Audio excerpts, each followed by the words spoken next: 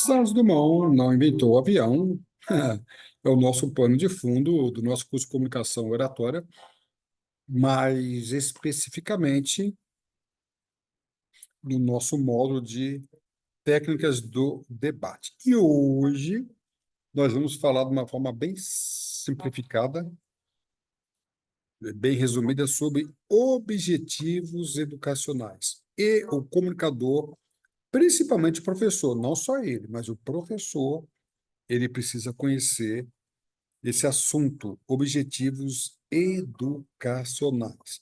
Mas se você não assistiu ainda, eu peço que você assista ao vídeo que eu faço uma menção sobre a diferença entre informação e conhecimento, tá?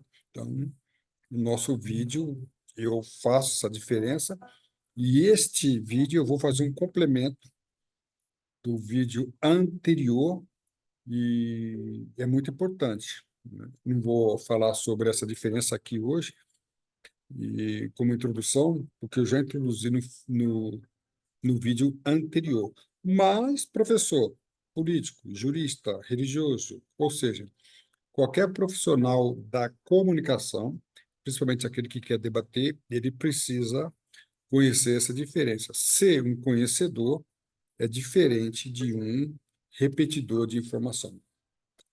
Tudo bem? Sou o professor Calazans e para mim é sim um grande prazer tê-los a bordo para o debate, para o debatedor. Persuasão é convencimento através da razão. E para isso eu preciso de um raciocínio lógico, eu preciso pensar como um cientista. Inclusive, eu fiz outro vídeo sobre esse assunto, como pensar como um cientista. E lá eu faço a diferença que Phil Tetlock apresenta sobre as diferentes maneiras de pensar. Quando nós pensamos, quando nós falamos, uns pensam como advogado, outros como políticos, outros como religiosos. E como especialista em comunicação, profissional da comunicação, você precisa pensar como um cientista e não como uma dessas profissões. E persuasão é convencer por intermédio da razão. Isto serve para todo qualquer tipo de comunicação e oratória, para palestras, debates, ensino e assim por diante. Também aos profissionais, tais como políticos, vendedores, professores, mediadores, negociadores. Eu tive a oportunidade de acompanhar algumas audiências em fóruns sobre conciliação, mediação, né? E a gente viu o quanto esse assunto ele é importante. Como professor há 40 anos, mais de 40 anos, nós vimos também que esse assunto se aplica a esses profissionais de uma forma muito interessante. O nosso bate-papo de hoje aqui, de uma forma resumida, é sobre objetivos educacionais. Lembrando que no nosso curso de comunicação oratória e também no nosso curso de técnicas de ensino, eu tenho um módulo só sobre esse assunto. Esse assunto, ele é composto de várias aulas, várias videoaulas, e nós não vamos destrinchar, esgotar o assunto aqui hoje. Mas, de uma forma bem sintética, nós vamos apresentar e, mais do que isso, despertar a, a sua atenção para esse assunto. Você, como comunicador, seja de qual área, você conhece esse assunto? Tá? Esse assunto ele foi desenvolvido por Benjamin Bloom na década de 50, a 1950. Contudo, no início dos anos 2000, foi reformulado por outra equipe nos Estados Unidos. Ele é pesquisador de Harvard. E no nosso curso de como passar em provas e concursos, e também técnicas de ensino, eu mostro como esse assunto, embora antigo, muito atual, e principalmente em provas e concursos, ele é, sim, muito utilizado essa concepção. E muitos concurseiros não se dão bem porque desconhecem esse assunto. Eu já mostrei em minhas aulas que conhecer e aplicar esse assunto nos estudos é sim, pode ser a diferença entre o sucesso ou o fracasso em provas e concursos. Ok? Benjamin Bloom, ele define aí três domínios sendo ele o afetivo, cognitivo e o psicomotor. Nós vamos aqui hoje falar só sobre o cognitivo, embora o afetivo eu não vá falar sobre o afetivo aqui hoje, mas é muito interessante que nós falamos em aulas anteriores que o afetivo ocorre quando o comunicador trabalha muito com a emoção. É um aspecto muito interessante, tá? Mas nós temos vários modos. Tem outro modo também que fala sobre temperamentos. Inclusive, vou falar, produzir uma aula sobre temperamentos, tá? E ali no aspecto afetivo, que eu acho que é muito importante, mas não é o nosso alvo de hoje, tá? Vou trabalhar aqui com a concepção mais antiga dele, porque a concepção mais atual mudou a nomenclatura, mas aqui apenas para explicar a concepção. Então, eu mostro a concepção antiga dele no meu curso. Aqui a gente vai falar sobre a concepção antiga que tem validade para o momento atual, no domínio cognitivo. Repito, aqui de uma forma bem sintética, só para você entender a dimensão, a concepção do nosso colega aí, né, do Benjamin Bloom, essa concepção que é muito interessante. No domínio cognitivo, ele entendeu que quando nós aprendemos qualquer assunto, qualquer matéria, nós devemos caminhar, caminhar um método. Método quer dizer caminho. Nós devemos percorrer um caminho. E esse caminho do conhecimento, da aprendizagem, do processo ensino-aprendizagem, tem vários steps, e que são hierárquico. Então, você tem o primeiro caminho, o segundo caminho e assim por diante. O primeiro step, o primeiro nível, né, o mais elementar, os seguintes são hierarquicamente são mais elevados. Então, o primeiro caminho que ele definiu aí, ele deu o nome de conhecimento, né? E assim sucessivamente. Então, a pessoa, quando tem o primeiro contato com uma matéria, com um assunto, o professor precisa conhecer isto. O professor deve passar a matéria, inicialmente, no nível de conhecimento, que é o equivalente à informação, tá? Uma concepção um pouquinho diferente do vídeo anterior. Então, é, vamos supor que você vai aprender uma matéria. Aqui sobre São Dumont, vamos aprender, vamos entender que a gente vai estudar matéria no nível da informação, que é o primeiro step. Aqui no caso aqui, tá? No domínio cognitivo, eu posso equiparar o cognitivo com desculpa, conhecimento com informação. Então, por exemplo, quando foi que Santos Dumont fez o primeiro voo com o 14 bis, né? Ele fez o primeiro voo no dia 23 de outubro de 1906. Qual foi o avião que ele voou? Foi o avião 14 bis, tá? Santos Dumont teve outra atividade na aviação, sim, ele teve uma participação no, no desenvolvimento do Demosel, que foi comparado, ultraleve, inclusive, a Santos Dumont é reputado o inventor do ultraleve. E nós poderíamos perguntar, os irmãos Wright, quando foi que os irmãos Wright voou? Ele voou a primeira vez, supostamente, em 1903. Qual foi o equipamento que ele voou? Ele voou com o Flyer, o nome. Quais foram os personagens da conquista do ar? Nós temos lá no desenvolvimento do balão, o padre brasileiro Bartolomeu de Gusmão, no século XVIII. Ou seja, o primeiro nível, quando você tem acesso a uma matéria, um assunto, é o nível da decoreba, é o nível das informações, de datas, acontecimentos e assim por diante. É um conhecimento muito superficial. Qualquer professor, em qualquer matéria, ele deve debater esse assunto, ou iniciar o assunto nesse nível, tá? Então, isto é conhecimento, tá? Que é, no caso, na concepção de Benjamin Bloom, é equiparado a informações, tá? E assim por diante. Então, cuidado. Um debatedor, um professor, um religioso, um político, quando vai apresentar uma palestra, uma aula, ele não pode se limitar a esse assunto dependendo do contexto da sua comunicação, tá? Então, muito cuidado. É, o, o cognitivo, no primeiro nível, é equiparado à informação. Então, eu posso ter discorrer ali no, a história da aviação no primeiro nível. né?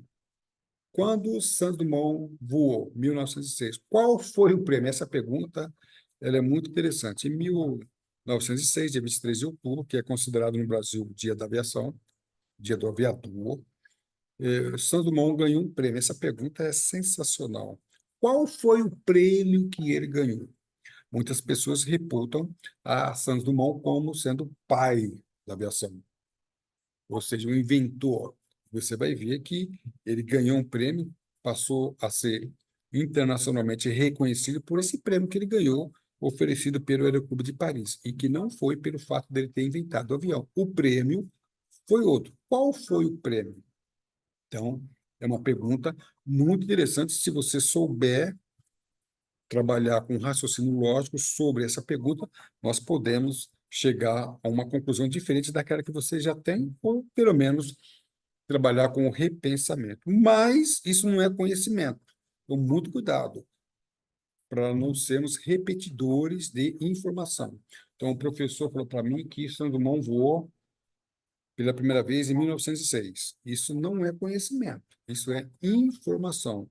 Alguém passou a informação para mim e eu repeti, tá? Então, muito cuidado. No primeiro nível, primeiro estágio do esquema, do método estipulado por Benjamin Bloom, nós não temos conhecimento, embora o nome ali seja conhecimento, ali é, devemos entender como informação. Conhecimento já é diferente, tá? Então, conhecimento, ele requer, eu falei em outro vídeo sobre o repensamento, técnica do debate barra repensamento. E ali, Adam Grant, ele fala que o ensinamento, o desaprender e o reaprender, ele leva a um desconforto. Quando ele fala em desconforto, ele está falando de um trabalho, pesquisa, leitura. Então, os outros níveis estipulados pelo Benjamin Bloom, que é compreensão, aplicação, análise, síntese, avaliação. Eu não vou entrar em detalhes, mas lembrando que esses outros níveis eu passo primeiro pelo conhecimento, depois pela compreensão, depois pela aplicação, análise. Você sabe analisar o contexto da história da aviação e depois você sabe sintetizar, fazer uma análise, que é a pesquisa sobre os vários elementos. Quem foram os personagens pela conquista do ar? Nós podemos citar Leonardo da Vinci, o engenheiro britânico Cayley, o alemão Otto Lilienthal, e assim por diante. Vários personagens, Leonardo da Vinci, isso diretamente falando sobre aviação. Indiretamente falando sobre o estudo do ar, aerodinâmica, nós temos ali Arquimedes, Torricelli, que estudou a pressão do ar, e assim por diante. E para caminharmos sobre síntese e avaliação. Para percorrer esse caminho, nós precisamos ter uma mente de cientista. Você não precisa ser um mestrado, nem um doutorado, nem um pesquisador, mas o espírito cientista tem que estar acima disso. E muito cuidado, quando eu faço uma análise, para depois, eu só consigo sintetizar, resumir, sintetizar, resumir é concluir. Eu consigo concluir, resumir, sintetizar, se antes eu passar pela análise. Então, eu pego um quebra-cabeça, as várias partes, eu estou analisando. O resumo final é a imagem. E muitas pessoas não conseguem concluir porque não passaram pelo step, pelo degrau da análise, e muito menos avaliar. Então, vamos lá. Independente do que você entenda como o pai da aviação, como o inventor do avião, não quero saber. Você chegou a essa conclusão como? Passando por uma informação apenas de alguém que passou por você, teu professor, teu pai, teu mestre, teu amigo, teu parente, tua tia, seu tio, seu sogro. Quem que passou essa informação? Isso não é conhecimento. Ou você passou por esses vários passos, esses vários degraus do conhecimento, tá? Então, o debatedor ele precisa ir mais a fundo. Professor, político, religioso, jurista, repito, muitas vezes, em um debate, Às vezes nós promovemos debate e a gente percebe que o debate, um determinado debatedor, ele é carente de conhecimento. Ele tem muita informação, mas quando nós pedimos para ele confirmar, fundamentar, ele não sabe. Eu sou da área jurídica, trabalho como jurista, assistente técnico, perito, consultor, assessor, e muitas vezes nós fazemos trabalhos e esses trabalhos, esses precisam ser fundamentados. Não posso falar para um juiz que determinada coisa, determinada conduta foi dessa maneira. Em direito, eu não posso fazer nada que eu não fundamente. Eu não posso alegar nada que eu não fundamente. Por isso que eu gosto da área jurídica e trago essa concepção para dentro da comunicação oratória, porque nós precisamos fundamentar essa informação. Nós estamos hoje no mundo da informação, não mais no mundo do conhecimento, tá? Às vezes a gente vê uma coisa muito interessante, uma conduta de uma determinada pessoa que teve uma repercussão nacional até internacional. Vou contar, eu estou gravando esse vídeo aqui dia 20 de abril de 2024 e essa semana teve uma situação no Brasil que teve repercussão internacional, que foi uma senhora que levou o seu tio para fazer a assinatura de um empréstimo. Na verdade, já foi feito o empréstimo e foi concluir a conclusão do empréstimo com assinatura. E supostamente, o tio Paulo estava morto. Então, isso foi filmado, né? E teve aí, como já disse, uma repercussão nacional e internacional. E eu tive a oportunidade de dar uma olhadinha na mídia, reportagens, jornalistas, televisão e também a mídia. E nós vemos ali no início todo mundo acusando a mulher como se ela tivesse realmente transportado, tirado o tio já morto. E as críticas, julgamento, debate foram horríveis contra a mulher. Como jurista, jamais faria uma afirmação desta. Jamais. Ou repetiria. Inclusive, na mídia, a gente precisa ter muito cuidado, porque vídeos foram postos na mídia geral, vários canais, e as críticas no sentido de já confirmar aquilo. Aí eu vi um médico legista dando a seguinte informação: olha, é possível que este homem tenha morrido no trajeto. Médico legista. Aí ele faz uma avaliação prévia, aí entra a ciência. Ele faz uma avaliação da do corpo, como o corpo está se comportando de uma forma bem flácida, ele fala que é possível, não que isso tenha acontecido. Olha que o médico não afirma. Eu acho isso muito interessante. Se o médico legista ele não afirma, mas alega a possibilidade da pessoa ter morrido no trajeto, como é que uma pessoa leiga vai na mídia e fala, afirma que ela devia ser presa, que ela devia ser morta, que ela é responsável? Ou seja, quando a pessoa faz isso ou replica, ela não tem conhecimento. Não tem conhecimento. E, por outro lado, o motorista que transportou fez um depoimento na delegacia falando que ele estava vivo, sim, durante o trajeto e que vizinhos ajudaram a colocá-lo no carro e ele estava vivo. Então, para que eu fale que ela transportou o seu tio vivo ou morto, ou afirmar, eu preciso de conhecimento baseado na compreensão, na aplicação. Eu tenho que analisar talvez um exame de culpa de delito, especialistas em medicina legal e outras coisas. Então, hoje, nós estamos na base da informação, onde elas são replicadas há muitas pessoas hoje que são repetidoras de informação. Não é médico legista, não é jurista, e já enquadra como homicídio doloso, nem sabe a diferença entre homicídio doloso, culpa, nexo causal, tá? Então, as pessoas hoje, nós estamos no mundo não mais do conhecimento. Muita informação, pouco conhecimento. Eu não estou defendendo essa senhora e também não estou acusando. Tanto a defesa quanto a acusação depende de conhecimento e não de informação. E conhecimento, eu preciso passar por uma série de passos, várias etapas, vários níveis para que eu chegue à conclusão e possa avaliar que a avaliação é o último grau. Então, repetindo, peguei esse exemplo aqui como exemplo. Na história da aviação, qual foi o papel, a função, a conduta, o comportamento de Santos Dumont? Qual foi o papel do engenheiro George Cayley? Tem relação? Os irmãos Wright, como é que eu faço a relação entre eles? O que eu tenho de pesquisa, o que eu tenho de conhecimento, de estudos sobre o assunto? Isto é trabalhar com o conhecimento. Para que eu trabalhe com conhecimento, repito, estou fazendo aqui uma síntese, uma análise do nosso amigo aqui, Benjamin Bruno, no nosso curso, existe um módulo só objetivos sobre objetivos educacionais, onde eu trabalho com mais precisão.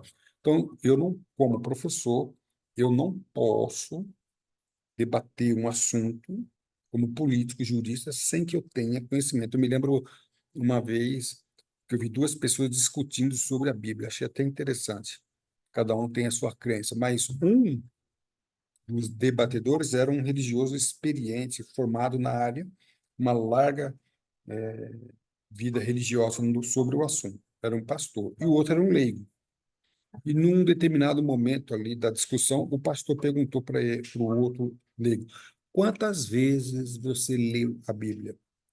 E o debatedor falou: nunca li a Bíblia. Aí o pastor perguntou: como é que você vai debater o assunto comigo se você nunca leu? Então você pode ter informação sobre o assunto, pode até ter a sua experiência limitada, mas não tem conhecimento, independente do que aquela pessoa viesse a crer ou não. Então, repito, dentro do contexto da nossa história sobre aviação, independente se você crê ou não, acredita ou não que Santos Dumont criou o avião, inventou, foi o pai da aviação.